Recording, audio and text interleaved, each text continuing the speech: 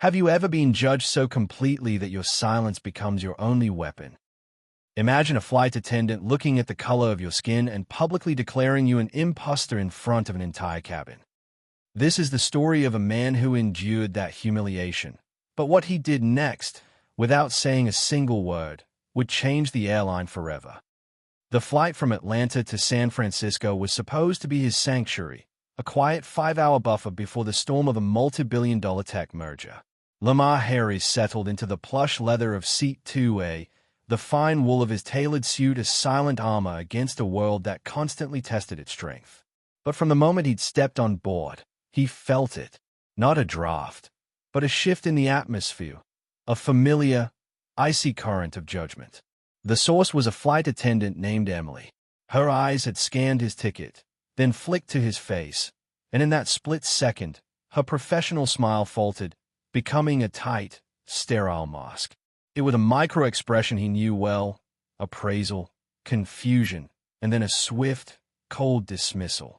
She looked right through him, her warmth instantly reserved for the man in Seat 2B, a polished white executive named Paul. For the next hour, Lamar became invisible. He pressed his call button, a simple request for water. The small orange light above his seat glowed, a tiny spotlight broadcasting his need. He watched Emily walk down the aisle, her movements fluid and confident. She paused to laugh with a passenger in row 3, then made eye contact with Lamar. For a heartbeat, he thought she would acknowledge him. Instead, her gaze slid past him, landing on Paul. It was a deliberate cut, so precise it was almost an art form. She was looking at a man and choosing to see an empty seat.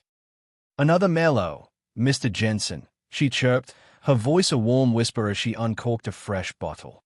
The rich, dark liquid glugged into Paul's glass. Paul, Lamar's own CFO, was playing his part to perfection. He gave a slight nod, offering Lamar a fleeting, almost imperceptible glance that said, "The test has begun." The humiliation was a quiet, creeping cold. It wasn't just being ignored. It was being forced to watch the courtesy he was denied being lavished on someone else. It was the sound of the wine pouring, the clink of the glass, the hushed, conspiratorial tones of their conversation. All of it was a symphony of his exclusion. The feeling was a quiet burn, a sensation Lamar knew as intimately as his own heartbeat. It was the same cold fire he'd felt in boardrooms where his ideas were dismissed until a white colleague repeated them.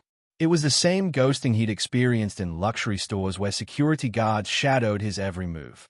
Today, it was here, at 35,000 feet, in a space he had more than paid to occupy. He wasn't just being ignored. He was being systematically erased. This wasn't bad service. This was a statement. He decided to press the call button again, letting the orange light burn. This time, she let him wait. 15 minutes. He watched her on the other side of the cabin, fluffing a pillow for one passenger, offering a warm towel to another. He could feel the eyes of other passengers on him, the discomfort a palpable force in the cabin. They saw the light. They saw her ignoring it, and they said nothing.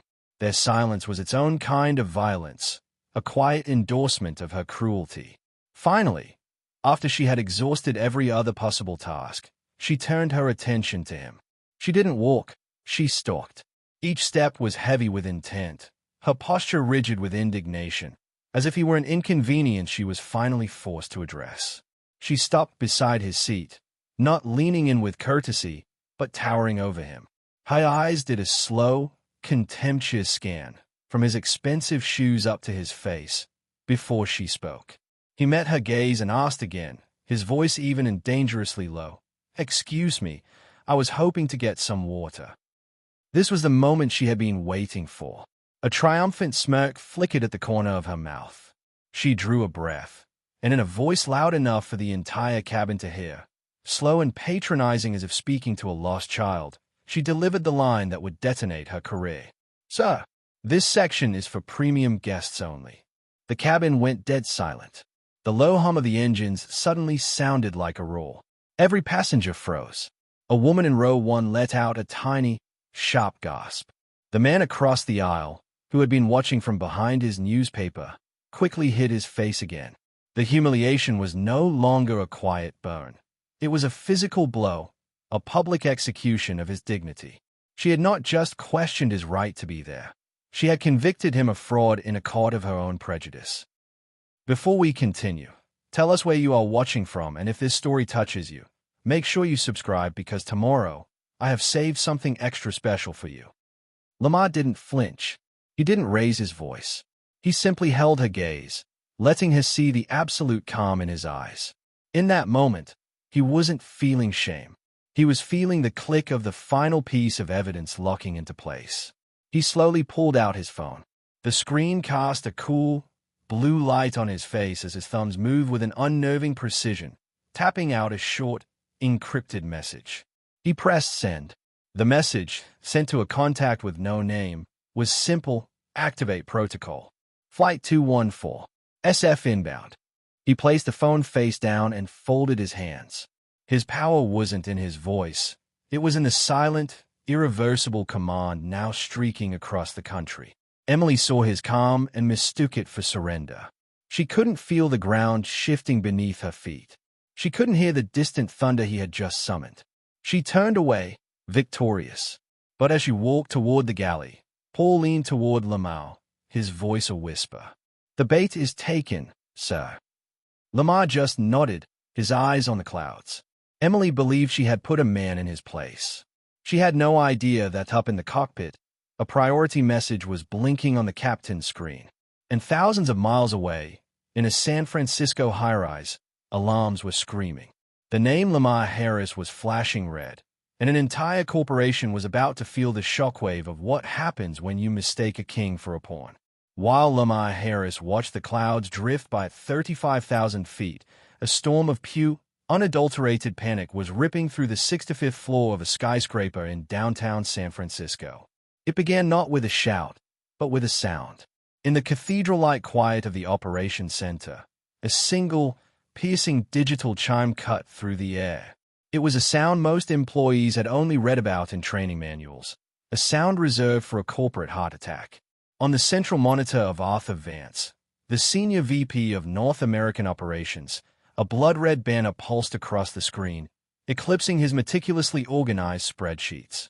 The banner had only 4 words, each one a hammer blow: VIP escalation. Protocol 7 triggered. Arthur's blood turned to ice. Protocol 7 was a ghost, a theoretical failsafe for a doomsday scenario. It meant a top-tier investor, an individual with enough capital to be considered a founding partner, had been so catastrophically failed that they had used a private, emergency channel that bypassed the entire corporate ladder and sent a direct alert to the board. It was the equivalent of pulling the pin on a grenade in the main server room. With hands that suddenly felt clumsy and foreign, he clicked the banner. He had to enter 3 separate passcodes, his fingers fumbling the first attempt. The system lagged, processing the highest-level security clearance, and then the file opened.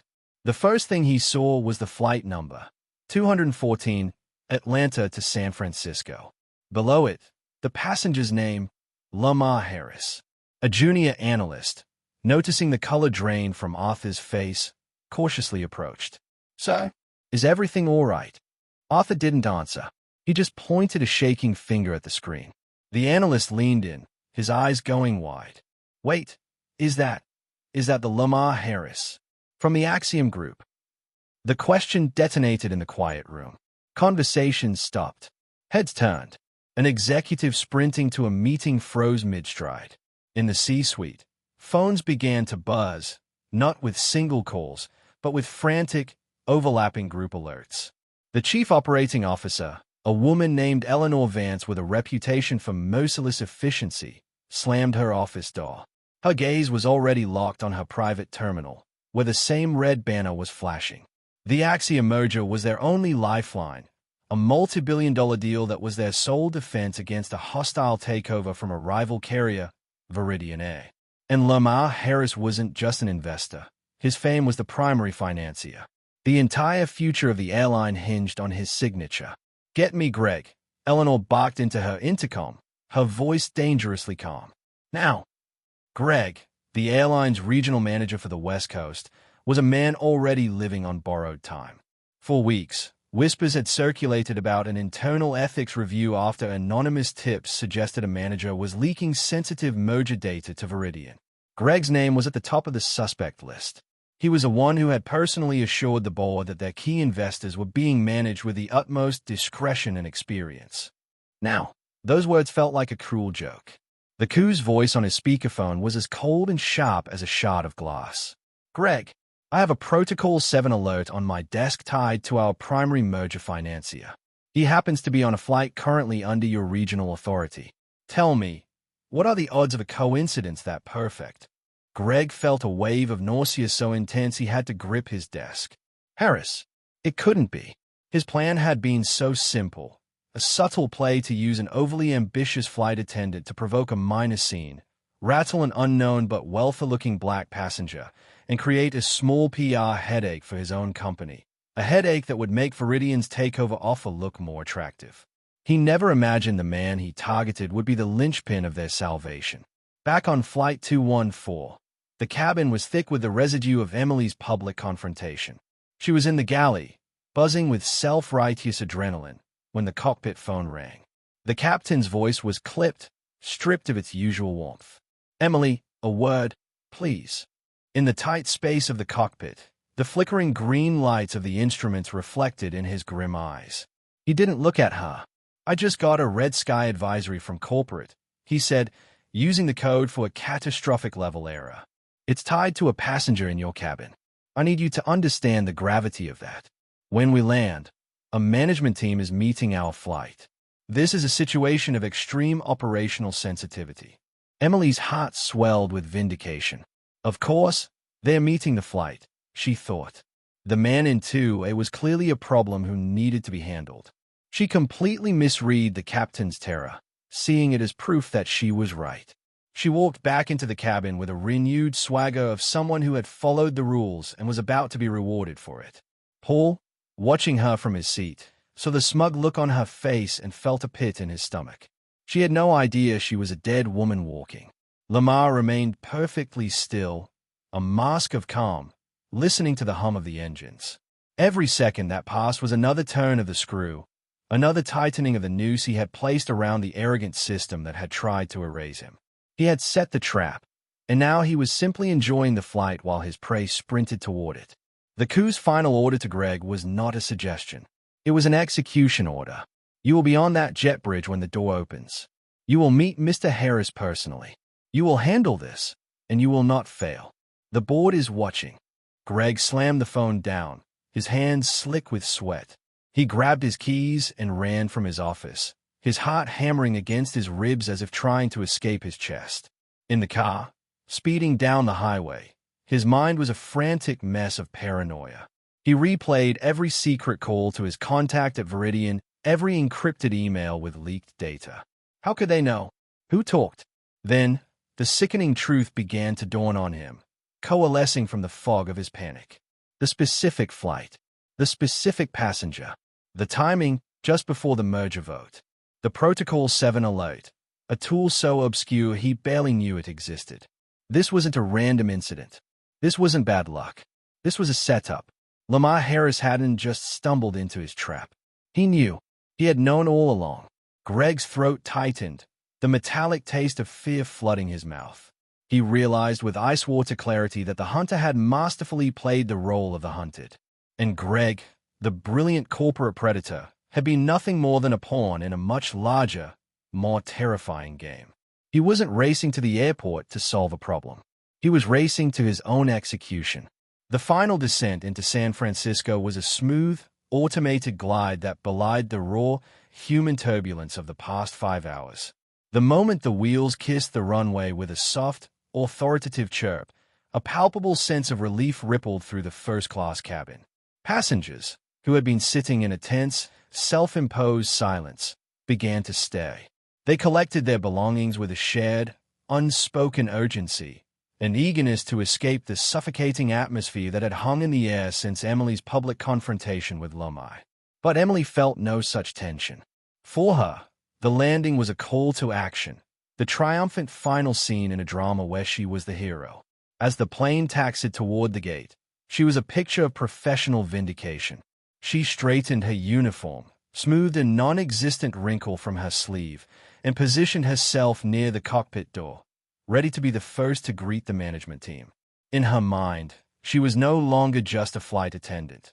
She was the star witness, a corporate soldier who had bravely defended the sanctity of the premium cabin. She mentally rehearsed a report for her manager, Greg, polishing the phrases she would use: uncooperative, refused to follow crew member instructions, created a disturbance that impacted the premium guest experience. Each word was a brick in the wall of justification she was building around herself, a fortress she believed was impenetrable. She imagined the scene on the jet bridge. Greg would listen intently, a grim look on his face, before placing a reassuring hand on her shoulder.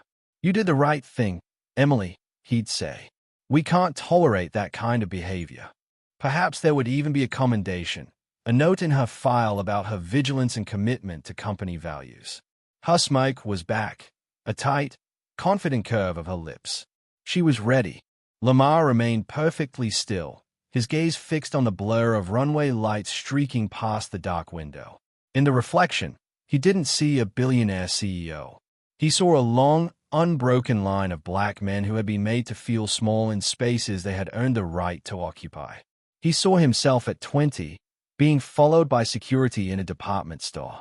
He saw himself at 30, being mistaken for a valet at a five-star restaurant. He saw himself at 40, being asked for extra identification at a bank where he kept millions.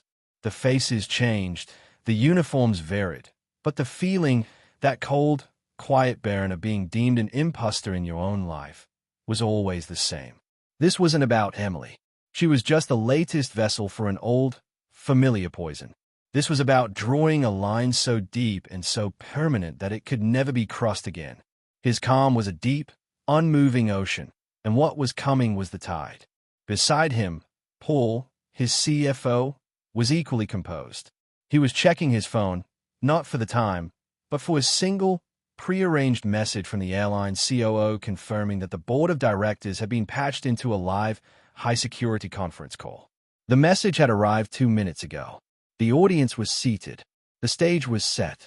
The familiar ding of the seatbelt sign turning off was the starting pistol. As the cabin door swung open, revealing the jet bridge, Emily's victorious smirk widened into a genuine, triumphant smile. It was even better than she had imagined. Standing there wasn't just her manager, Greg, but a whole lineup of the company's heaviest hitters. She recognized Arthur Vance, the senior VP of operations, looking pale and fidgety as he repeatedly adjusted his tie. She saw a handful of grim-faced men from the legal department, their briefcases held like shields. And at the front, standing perfectly still with the coiled energy of a panther, was the COO herself, Eleanor Vance. Perfect, Emily thought, her heart swelling with pride. They are taking this seriously. Her eyes found Greg at the back of the group, looking sweaty and unwell, and she gave him a subtle, confident nod. This was her moment of validation. This was her reward. But then, the scene began to unravel in a way her mind couldn't script. Paul stood first, moving into the aisle not to exit, but to create a subtle barrier, a silent guard. He waited. Then, Lamar rose slowly, deliberately, with the gravity of a man who owned the very ground the plane was parked on. The executives on the jet bridge, who had been whispering frantically amongst themselves, fell silent. They instinctively straightened their postures, their nervous energy vanishing, replaced by a rigid, terrified attention. Emily took a half-step forward, her mouth opening to greet Greg and present her meticulously rehearsed case. And then it happened. Paul, who hadn't given her a second glance, turned to Lamar. He ignored Emily so completely it was as if she were a piece of luggage. His voice was calm, respectful, and it carried with perfect clarity down the length of the silent, waiting jet bridge. "So," Paul said, holding the silence for one excruciating beat, "they are all here as you requested." The words hit the air and shattered the reality Emily had constructed. It was as if the sound had been sucked out of the world, replaced by a deafening, high-pitched ringing in her ears. Every single head, the executives, the gate agent, the other passengers waiting behind Lamar, swiveled in perfect, synchronized motion from pole to the quiet black man in the tailored suit. Emily's smile didn't just vanish. It collapsed, her facial muscles going slack as if a cord had been cut. The color drained from her face, leaving a sickly, pale mask of pure, uncomprehending horror. She took a tiny, stumbling step backward, her hand flying to her throat. She looked from Lemai's cold, impassive face to Greg's terrified, ashen one, and back again. Her mind was a frantic, screaming mess, trying and failing to connect two impossible ideas. The man she had dismissed as an imposter, and the man the entire executive leadership of the airline was standing here to greet. The triumphant smirk she had worn for hours was gone, replaced by the slack-jawed terror of someone who has just realized they have declared war on a god. While Emily's world was imploding, Greg's was turning to ash. He had seen Lamar's photo in the merger portfolio, but it was a corporate headshot. Seeing him in person, seeing the cold, knowing intelligence in his eyes, was something else entirely. In that instant, Greg's entire scheme flashed before his eyes.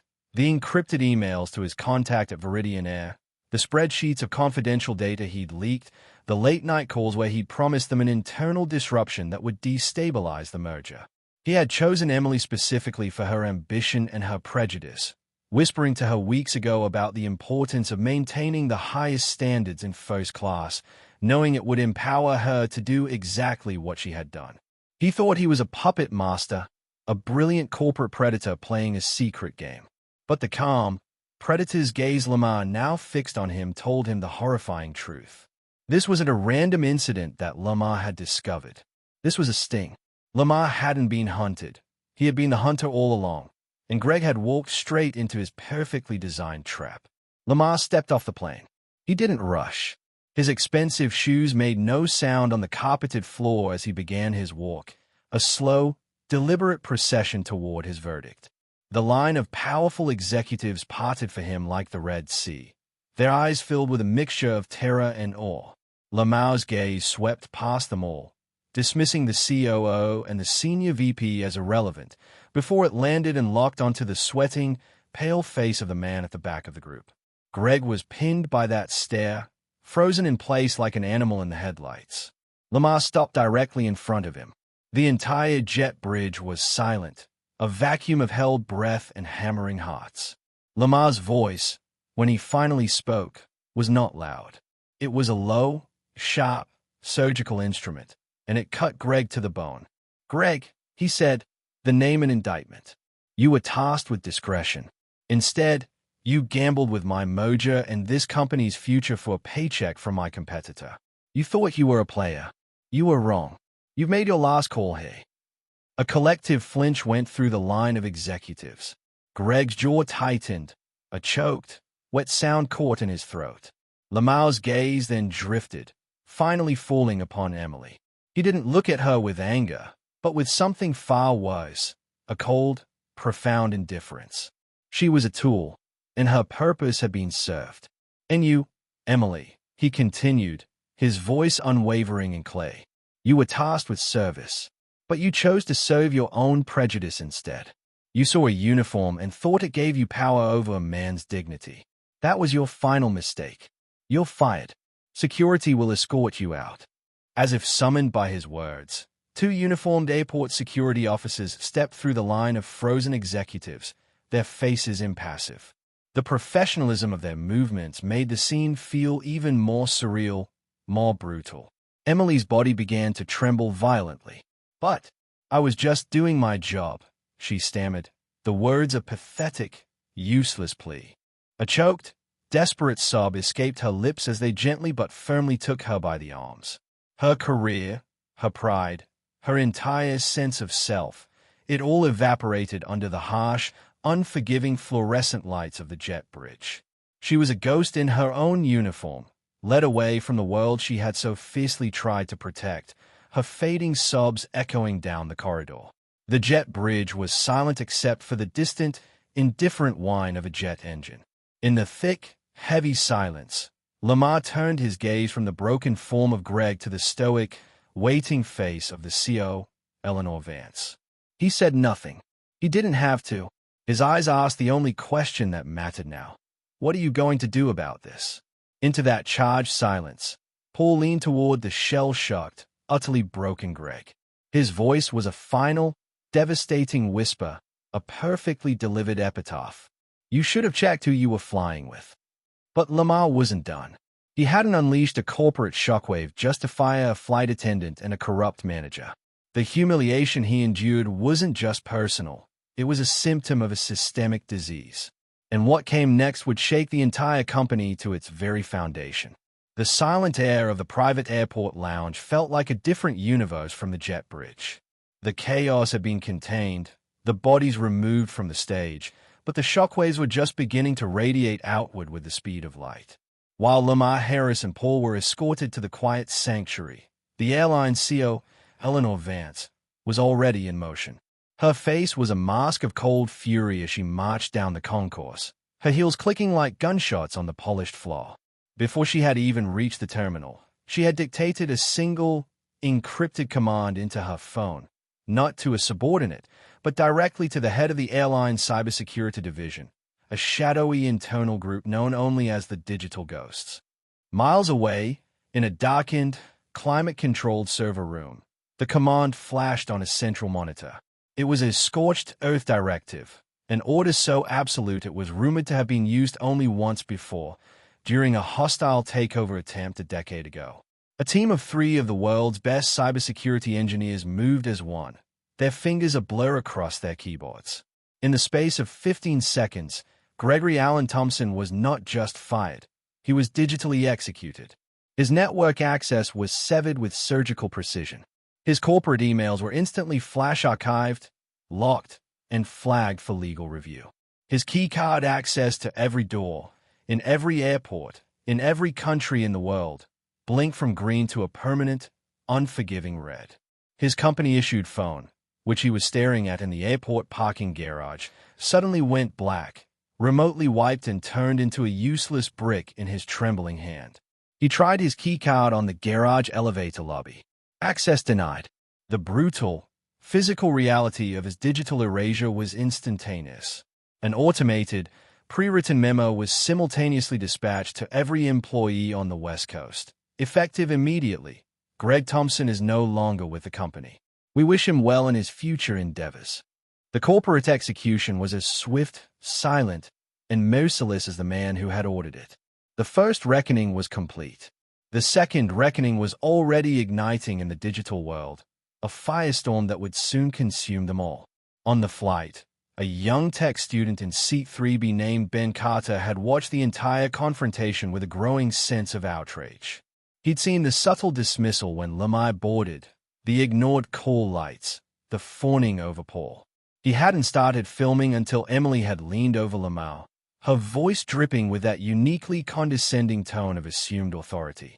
He had captured just 30 seconds of shaky, heart-pounding footage, Emily's infamous line, Lamar's chilling, unblinking calm, and the frozen, uncomfortable faces of the surrounding passengers. He uploaded it to his social media page with a simple, angry caption. Just watched a flight attendant try to kick a black man out of first class on my flight to San Francisco Airport. He paid for his seat. Her name is Emily. This is unbelievable. He hesitated for a second before posting, a flicker of fear running through him. Should I get involved? Then he looked at the clip one more time, at the quiet dignity on Lamar's face in the face of such profound disrespect, and he hit post. He thought maybe a few hundred of his followers would see it. He was wrong. The video was a lit match dropped into a canyon of gasoline. The platform's algorithm, sensing the raw, unfiltered emotion of the clip, pushed it onto every feed imaginable. Within the first hour, it had 1 million views. By the third hour, 10 million. Emily's full name, clearly visible on her uniform's wings, became the #1 trending topic in the world. #airline racism and #flying while black exploded. The internet, in its chaotic and furious way, appointed itself judge, jury, and executioner. Retired pilots posted threads breaking down her gross violation of professional conduct. Civil rights lawyers uploaded response videos discussing the legal precedent for such cases. A dozen other black executives shared the video with their own stories of humiliation in the skies, each one adding fuel to the inferno. While the digital wildfire raged, a team of forensic accountants and internal investigators, summoned by the COO, descended upon Greg's now-frozen digital life. It wasn't a difficult case to crack. They ripped through his firewalls and found a hidden, encrypted folder on his cloud server, ironically labeled contingencies. Inside was everything. The chats with an executive at their chief rival, Veridian Air. The spreadsheets of confidential merger data. The records of offshore bank transfers. And then they found the smoking gun, a series of emails between Greg and Emily from the previous month. The language was carefully coded in corporate jargon, with Greg empowering Emily to be a brand ambassador and to proactively manage the premium cabin experience. But the investigators also found Greg's browser history, which showed searches for Emily's social media. He had seen her posts, which were filled with racially charged dog whistles and complaints about certain types of passengers. He hadn't chosen her randomly. He had profiled her, identified her prejudice, and aimed it like a weapon at the first black man who boarded the plane. Emily wasn't a co-conspirator. She was a pawn, chosen for her worst instincts and sacrificed without a second thought. By nightfall, the story had breached the containment field of social media and was tearing through the mainstream news cycle. The headlines were brutal. Sky-high racism. Black CEO fires flight crew on tarmac. Merger in jeopardy. Billionaire Lamar Harris humiliated mid-flight. Toxic skies. Leaked details reveal deeper conspiracy at embattled airline. The airline stock, which had closed on a high note, was in freefall in after-hours trading, down a catastrophic 11%, erasing billions in shareholder value. The PR department became a war room, a pressure cooker of ringing phones and terrified staff. The lead strategist was on her fifth draft of a public statement, but each one was useless. They were trying to put out a fire without knowing if the man holding the matches wanted to burn down the whole forest. And through it all, Lamar Harris was silent. He was in a sprawling penthouse suite the airline had arranged for him, overlooking the glittering lights of the San Francisco Bay. He wasn't watching the news. He wasn't scrolling through his phone. He was sitting in a leather armchair, reading a book on architectural theory, The Picture of Tranquility. Paul was in the adjoining room, the calm eye of the hurricane, his voice an impenetrable wall against the storm of frantic calls. The board has been in an unscheduled emergency session for 3 hours, Paul reported, walking into the room. CNN, Fox, and the BBC have all requested live interviews. They are waiting for your signal. Lamar slowly turned a page. Let them sweat, he said, not even looking up. His silence was his ultimate power move. The world was screaming his name.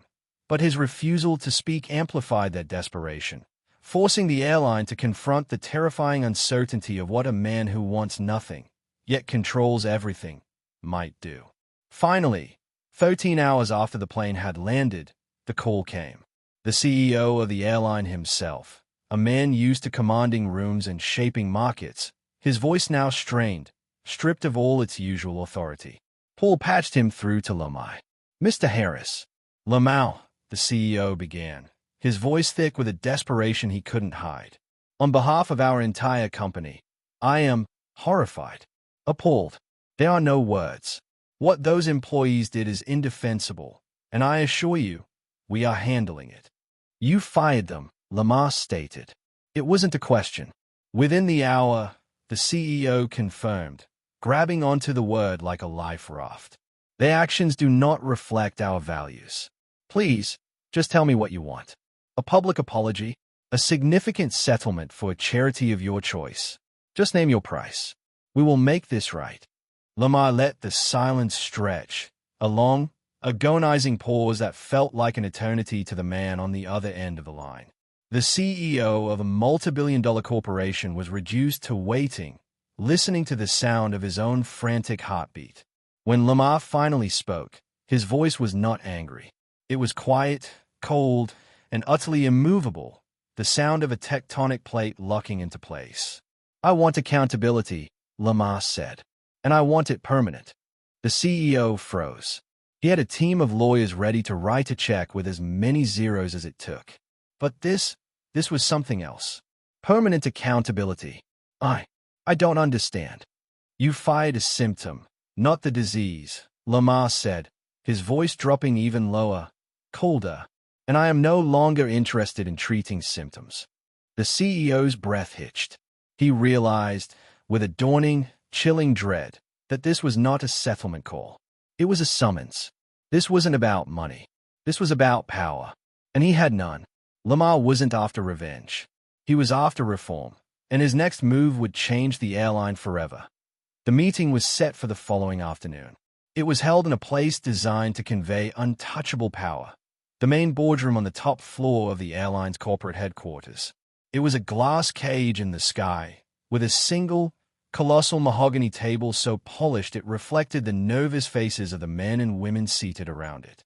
Through the floor-to-ceiling windows, the city of San Francisco and its iconic bay sprawled below, a toy set for the titans who made their decisions here. Today, however, these titans did not look powerful. They looked like prisoners awaiting the arrival of their executioner. The CEO sat at the head of the table, flanked by the COO, Eleanor Vance, and the company's chief legal counsel. They were exhausted, humbled, and terrified. For the past 24 hours, they had been in non-stop crisis mode, their world burning down around them. Their lawyers had prepped them for this meeting, drilling them on the talking points for a massive settlement negotiation. They were ready to offer a king's ransom to make this problem disappear. The CEO, a man accustomed to dominating every room he entered, rehearsed his lines in his head. Start with the apology, sincere, but not weak. Then, pivot to the compensation. Open with 10 million. Be prepared to go to 50. He saw this as a transaction, a painful but necessary cost of doing business. In his world, every problem, every scandal, every act of human failure had a price. His only job was to find Lamar Harris's price and pay it. He checked his watch. The meeting was scheduled for 2 p.m. It was 1:59. He was ready. At precisely 2 p.m., the double doors at the end of the boardroom swung open. Lamar Harris and Paul entered. Their quiet, unnerving confidence was a stark contrast to the executive's nervous energy. They wore identical dark suits, their posture perfect, their faces unreadable. They didn't look like victims coming to collect a settlement. They looked like surgeons arriving to perform a difficult and necessary operation. Lamar took a seat at the opposite end of the table, creating a vast, empty expanse between himself and the CEO. Paul sat beside him, placing a slim, black leather folder on the polished table. The CEO cleared his throat, launching into the groveling, carefully worded apology his PR team had spent all night crafting. "Mr. Harris," he began, his voice strained. "First, let me express our most profound and sincere apologies. The events that took place on Flight 214 were unacceptable, reprehensible, and are not in any way aligned with the core values we hold as a company. We have launched a thorough internal review." He continued for another minute, the empty corporate buzzwords filling the silent room. Lamar listened without a flicker of emotion. When the CEO finally finished his pre-rehearsed speech, he leaned forward, ready to get to the real business. "So, Mr. Harris," he said, trying to sound compassionate, "let's discuss how we can compensate you for this terrible, terrible experience." Lamar did not respond. He didn't even look at the CEO. He simply gave a slight, almost imperceptible nod to Paul. Paul pushed the slim, black folder into the center of the vast, empty table. The gesture was simple, but its meaning was clear. Lamar was not here to listen to offers. He was here to give orders. The silence in the room was deafening. The CEO stared at the folder as if it were a bomb. Slowly, he reached out a trembling hand and pulled it toward him. He opened it, his eyes scanning the page, expecting to see a number with at least 7 zeros. Instead, he saw text. He saw a list. His face, already pale, turned a shade whiter as he read the title at the top of the page, Terms of Permanent Accountability.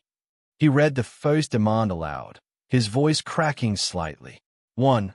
Mandatory, comprehensive anti-bias and de-escalation training for all 80,000 employees, from the baggage handlers to the board of directors, to be designed by a third-party firm of my choosing and implemented within 6 months. A few of the executives nodded. This was expected, an easy concession. He continued to the second point. 2. The creation of a fully transparent and independent system for reporting and investigating all passenger complaints of discrimination, with the findings of every investigation to be made available to an external civilian oversight board. There were more nervous glances this time. Transparency was a frightening word in this room. He read the third demand, and a quiet gasp came from the airline's head of human resources. 3. A mandatory, quarterly, and public diversity audit of all management and leadership positions, from the regional level to the C-suite, to be published in the company's quarterly earnings report. This was not a request, it was a public shaming. It was a demand that they reveal to the world the systemic inequality that allowed a man like Lamar to be treated like an imposter. But it was the last line on the page, the fourth and final term, that sucked all the air out of the room. The CEO read it in a choked whisper. 4. If all of the above terms are not formally and legally agreed to within 24 hours and fully implemented within 90 days, I will immediately withdraw my firm's capital from the Axiom merger, and I will personally finance a hostile takeover of this airline. It was not a demand. It was a declaration of war. He wasn't just threatening to walk away from the deal. He was threatening to buy their company out from under them, dismantle their board, and seize control of their legacy. The room was utterly still. This was no longer a negotiation. It was a surrender. The CEO looked up from the paper, his eyes wide with disbelief and terror. He looked at the cold, unblinking face of Lamar Harris. He saw no room for argument, no space for counteroffer. He looked at the faces of his own board members, and he saw the same dawning horror. They had been so focused on the price of Lamar's humiliation that they never considered he wasn't interested in selling it. He was interested in owning it. Without a word, the CEO picked up the $1,000 fountain pen from his desk set. The sound of the pen scratching his signature at the bottom of the page was the only sound in the room. It was the sound of total, unconditional capitulation. Lamar didn't smile. He didn't say thank you. He simply stood up, gave a single nod to Paul, and they walked out of the room, leaving the signed document and a group of broken, powerful men in their wake. His silence was his final, devastating statement of power. But what followed wasn't just corporate change. It was cultural. Lamar's signature on the document was not the end of the story. It was the start of the fire. The quiet, sterile boardroom meeting was the command center, but the war for the soul of the airline, and others like it, was now being fought in the court of public opinion. The story exploded. It wasn't just a news cycle. It was a cultural phenomenon.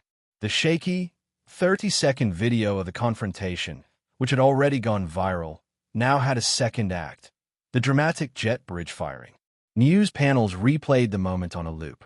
Legal analysts on cable news broke down the surprising legality of Lamar's actions, while cultural commentators discussed the historical weight of a black man being denied his rightful place. TikTok creators set the audio to dramatic music, turning Emily's condescending tone into a viral symbol of petty prejudice. Then, the passengers from Flight 214 began to share their stories, adding rich new layers to the legend. The young tech student who filmed the clip was interviewed on major news networks, his eyewitness account lending a raw authenticity to the event. The woman who gasped in row 1 wrote a widely shared post describing the suffocating tension and the shame she felt for her own silence. A retired pilot who had been on board wrote a detailed thread about the eerie calm before the storm, noting how Lamar's stillness was more intimidating than any outburst could ever be. It was a journalist from a popular tech podcast who first coined the phrase that would stick forever, calling the incident the flight that changed the skies. The legend was born, a modern fable of power, prejudice, and precision. The ripple effect spread from the public to the corporate world with terrifying speed. In boardrooms from Chicago to London to Dubai, the Lamar Harris incident became a new, terrifying buzzword. It was a case study in what happened when systemic prejudice met immovable power. We can almost picture the scene. The CEO of a rival airline, perhaps even Viridian Air, the company Greg had been leaking to, slamming his fist on a table and shouting at his leadership team. The directive would have been blunt and laced with fear. Find every potential Emily and Greg in our system and fix it. Retrain everyone. I will not have billions in shareholder value erased overnight because one of our employees decides their prejudice is more important than their job. Within weeks, airlines across the globe began announcing revisions to their internal policies, creating new diversity initiatives and strengthening their anti-discrimination protocols, all in a desperate attempt to avoid their own Lamar Harris incident. Lamar himself became a symbol, but not of the loud, vengeful billionaire everyone expected. The media narrative framed him as something new, a man who wielded his immense power with the precision of a surgeon, not the rage of a warrior. He was held up as an icon of dignity with precision, a man who proved that true strength doesn't need to raise its voice. The world had moved on to other stories, the initial firestorm having cooled to a steady burn. And then, just as the legend of Lamar Harris seemed to be fully written, Emily reappeared. Not on a daytime talk show to tearfully plead her case, not with a lawyer to announce a lawsuit. She reappeared in a quiet, self-published post on a blogging platform, titled simply, An Apology and an Education. The post was raw and brutal. She took full and complete responsibility, offering no excuses for her behavior. But it was the final paragraph that stunned the world into silence. In it, she didn't ask for pity. She didn't ask for her job back. She thanked Lamar Harris. The public was baffled and divided. Was this a genuine act of contrition or a cynical ploy for sympathy? The question hung in the digital air, and every eye in the world turned back to the one man who had remained silent through it all. But Lamar's response would define his legacy. The world held its breath, waiting for Lamar Harris to respond to Emily's shocking public apology. The internet, which had been a unified chorus of condemnation, was now a fractured mess of debate. Was her apology a genuine act of contrition or a cynical ploy for sympathy? In his penthouse suite, Paul, the ever-practical CFO, advised a swift, decisive legal response. "We should issue a cease and desist," he'd said, looking up from his tablet. "She's trying to co-opt the narrative, maybe build a platform to profit from this. We need to shut it down before it starts." Lamar stood at the window, looking down at the city lights. For a long time, he was silent. Then he turned to Paul, his expression thoughtful. "You don't fix a broken tool by throwing it away, Paul," he said, his voice quiet. "If it has the potential to be useful again, you reforge it." That afternoon, Lamar made a call not to his lawyers, but to the head of his philanthropic foundation. He dictated an email himself, every word chosen with surgical precision. It was not a statement of forgiveness, nor was it an offer of a job. It was an offer of an education, a chance to be reforged. The world expected a checkmate, a final, crushing move in a game he had so masterfully played. Instead, Lamar made the one move no one could have ever predicted, an investment in the humanity of his fallen adversary. Months later, the airline held a press conference. The room was packed with journalists, investors, and employees, all buzzing with a cautious optimism. The CEO, a man who looked humbled and years older, stood at a podium in front of a new, inclusive logo and a banner that read, "Equity in Flight, a New Direction." He detailed the sweeping, systemic changes that had been implemented. He spoke of the first mandatory public diversity audit, calling the results humbling, necessary, and our new benchmark for progress. He mentioned the new transparent reporting system had already successfully resolved over 200 passenger complaints that, in the old system, would have likely been dismissed as operational necessity. It was the revolution Lamar had demanded, taking root in the culture of the company. "These changes are not just corporate policy," the CEO said, his voice steady. "They are the start of a new culture. And to help guide us, I want to introduce a special consultant who was instrumental in designing the real-world application of this new training." The room leaned forward, expecting a high-powered diversity expert from some prestigious firm. The CEO paused, letting the suspense build, before saying, "Please welcome Ms. Emily Carter." A collective, sharp intake of breath washed over the room. A flurry of confused whispers erupted. Did he just say Emily? Then, from the side of the stage, she walked out. A wave of stunned, disbelieving silence followed, punctuated by a frantic storm of camera flashes. It was Emily, but not the Emily the world knew. The smug, rigid confidence was gone, replaced by a quiet, hard-earned poise. She walked to the podium, her hands trembling slightly, and looked out at the sea of faces. "A few months ago," she began, her voice clear and steady, "I was so certain in my own judgment that I humiliated a man for the crime of sitting in a seat he had paid for. I was taught to see certain people as threats and others as allies.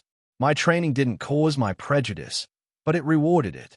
The system called it discretion. I saw my uniform as a shield of authority, and I saw my own bias as an operational necessity. I was wrong. I was profoundly, dangerously wrong."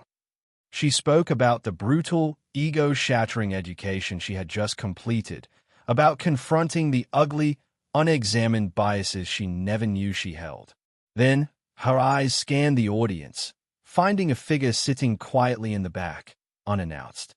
Her voice softened, thick with an emotion that was raw and real. "The man I humiliated could have destroyed me. He had every right to. The world would have applauded him for it. Instead, he gave me a second chance, not to get my job back, but to earn a new perspective, one that I am now dedicated to sharing with every single employee at this airline." She looked directly at Lamar Harris. "You didn't destroy me," she said, her voice cracking. "You educated me." Every camera in the room swiveled to the back, landing on Lamar in a blinding cacophony of flashes. He didn't stand. He didn't smile. In that moment, he wasn't thinking about forgiveness. He was thinking about return on investment. He had invested in a person's capacity to change, and in this moment, he saw his investment paying off in a way no stock ever could.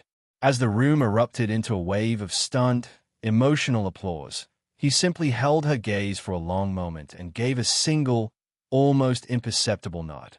It was not a gesture of absolution. It was a gesture of acknowledgement. The lesson had been taught. The debt had been paid. He never raised his voice, never fought for attention. He just let truth do what power never could. Lamar Harris proved that one man could turn a moment of private humiliation into an earthquake of public reform. But his story leaves us with one final, haunting question. If you were in his shoes, faced with the same injustice but without his billions and his hidden power, would you have been able to do the same? Or would the system, as it's designed, have won? If you believe every person's dignity matters, whether they're a CEO or not, then help us tell their stories. Like this video to stand for respect, share it to start a conversation, and subscribe to join our movement, ensuring that no voice is ever silenced again.